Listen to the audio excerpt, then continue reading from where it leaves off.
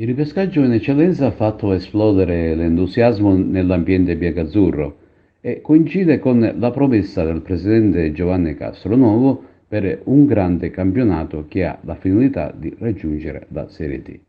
Ad accompagnare questa affascinante ipotesi una campagna acquisti di primo piano che culminerà con l'arrivo di alcuni tasselli di qualità che aumenteranno il tasso tecnico della squadra.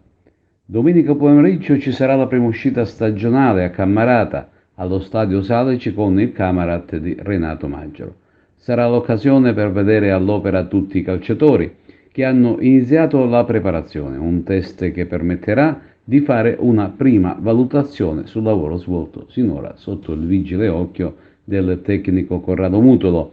Intanto la società comunica di avere tesserato il giovane promettente Alessio Mannina, difensore classe 2000, ex Siracusa, e il talentuoso portiere Fabio Marzino, classe 2001, ex Raffadale. I due calciatori sono già a disposizione di mister Corrado Mutolo, ma i grandi colpi di mercato sono attesi per la prossima settimana e gira voce che l'attaccante Giuseppe Gambino sia pronto alla firma.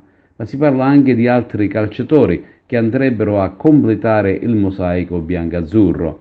Infine ci sarà il debutto in Coppa Italia con la Profavara dell'ex Giovanni Falsone. Il derby di andata è in programma domenica 1 settembre alle ore 16:30 allo Stadio Seneto di Agrigento. Il match di ritorno a campi invertiti si disputerà domenica 8 settembre. Si tratta senza ombra di dubbio di un turno difficile anche perché la Profavara è un'ottima squadra.